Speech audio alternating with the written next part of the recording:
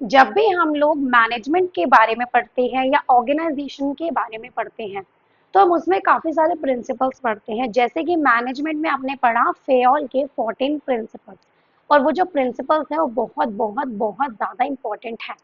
ठीक है, तो उसी में से आज एक प्रिंसिपल मैं लेकर आई हूँ, that is scalar chain. Principle of scalar chain का आज टॉपिक हम पढ़ेंगे। हेलो फ्रेंड्स, दिस इज श्रुति और आप सभी का स्वागत है हमारे कॉमर्स यूट्यूब चैनल में। आज हम बात करने वाले हैं स्केलर चेन क्या होती है, स्केलर चेन की नीड क्या होती है किसी भी ऑर्गेनाइजेशन में, और किस तरीके से स्केलर चेन वर्क करता है। सब चीज हम इस वीडियो में कवर करेंगे शॉर्ट में। ठीक है, इंपॉर्टेंट टॉपिक है, एग्जाम में पूछा जाता है, क्लास 12th का टॉपिक है, बिजनेस स्टडीज का, और बोर्ड एग्जाम्स में इसका क्वेश्चन आता है। सिंगल क्वेश्चन भी आ सकता है या प्रिंसिपल्स तो आते ही आते हैं, तो ये पूरा आपको डिस्क्राइब करना ही करना है। 4 मार्क्स आपके यहाँ से पक्के।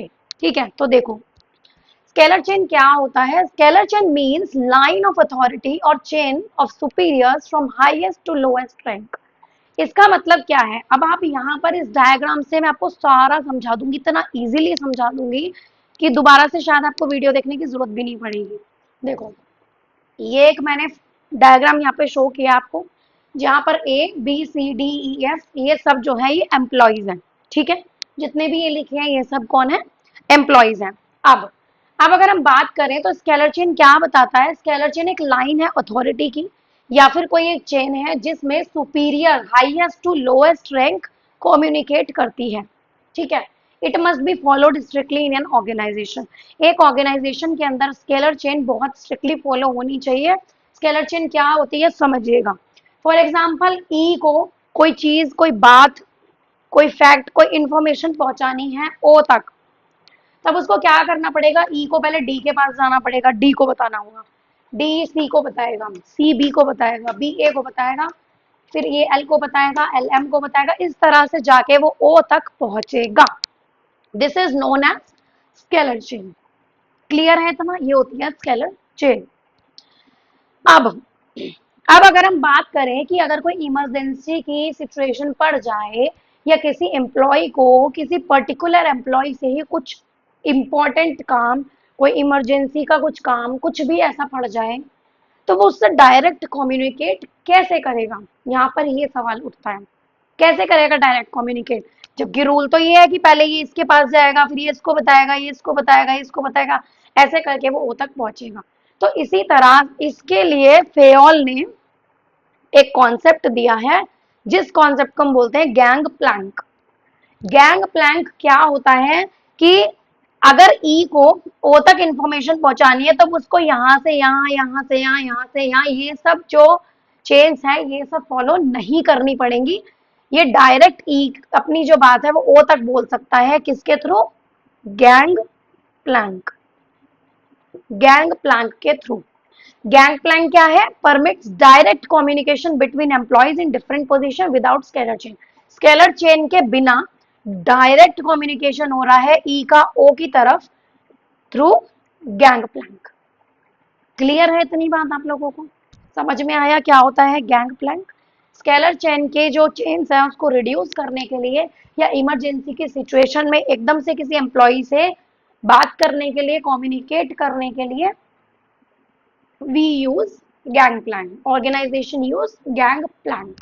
Okay, now सॉरी, अब इस गैंग प्लैंक का फायदा क्या है कि सिस्टमैटिक फ्लो हो रहा है इंफॉर्मेशन का। स्केलर चेन का क्या, अगर हम बेनिफिट देखें स्केलर चेन का, तो क्या है कि सिस्टमैटिक फ्लो हो रहा है इंफॉर्मेशन का।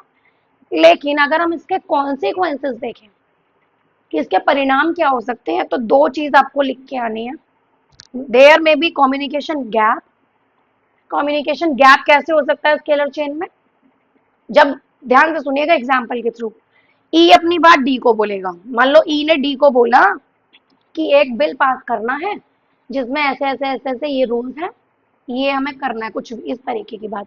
अब डी वही बात सी तक पहुंचाएगा तो वो एक आध चीजें हेर फेर कर देगा, सी बी तक पहुंचाएगा फिर कुछ चीजें चेंज हो जाएंगी, फिर बी ए तक पहुंचाएगा। इस तरह जब ओ तक वो बात पहुंचेगी तो वो कुछ और ही पहुंचेगी, एग्जैक्ट चीज नहीं पहुंचेगी, एग्जैक्ट इंफॉर्मेशन नहीं पहुंचेगी। तो क्या होता है, there may be communication gap.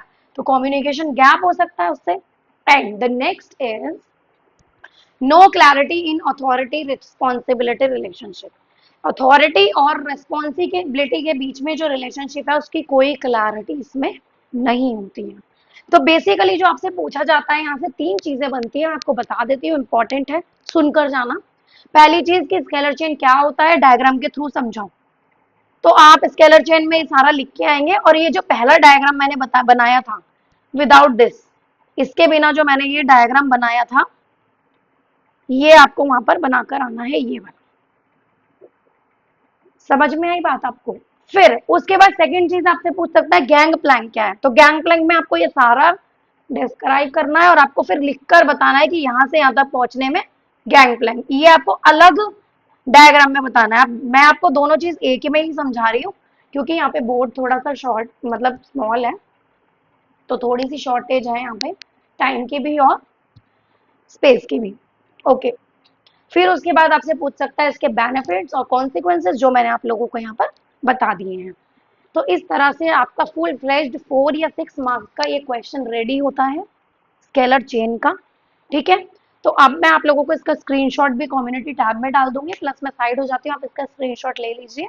इस तरह से आपको चीजें एग्जाम में समझाकर आनी है through flow chart. I hope आप सभी लोगों को समझ आया होगा स्केलर चेन क्या है, क्या बेनिफिट्स हैं, क्या कॉन्सिक्वेंसेज हैं, क्या गैंग प्लैंक होता है, सब चीज। फिर मिलते हैं हम अपनी नेक्स्ट वीडियो में। Bye bye.